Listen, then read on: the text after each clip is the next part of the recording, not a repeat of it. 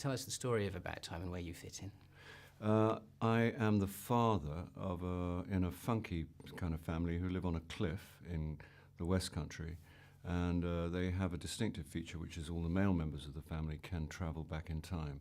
They can only travel to places they've been before. They can't go back into history and change the course of events. They can only alter bits of their own lives.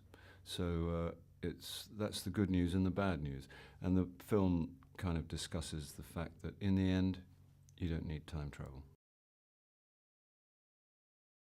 Donald and I didn't apparently work on it at all. It just sort of happened and we eased into it. He's a very classy man, and we had a very comfortable, funny time, and with very little discussion or fuss, which is ideal, really.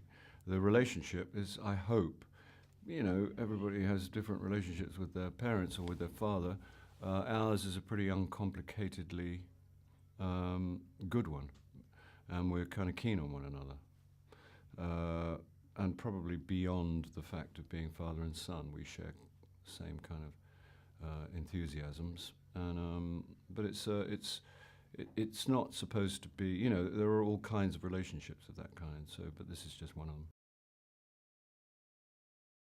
It's very funny when people say, "Yeah, but if they time travel back through thing, wouldn't it be that blah blah whatever?" And you go, "It's time travel.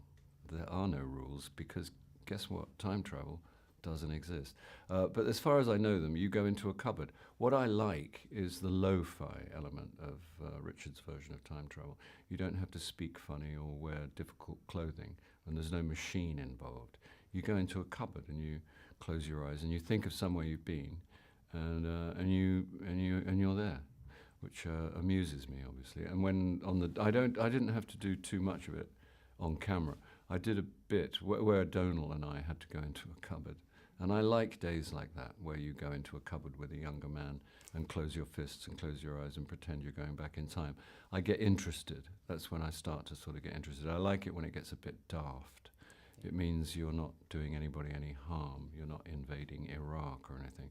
You're just time traveling in a cupboard. It pleases me. I haven't seen the film, so because I'm squeamish about that. But so therefore I haven't seen it as a whole. But I was there, and the script, it is slightly different. I think it's more. I mean, it's a philosophical kind of film in a light and funny way. And I think if it is, as he says, is the last film he's going to direct, which I obviously sincerely hope that's not the case, it's not a bad one to leave on. And because the last thought is simply to make the most of your life and treasure the things that are important in your life without being distracted by all the static that the world persuades us into. So it's kind of cool in that way. I think it is.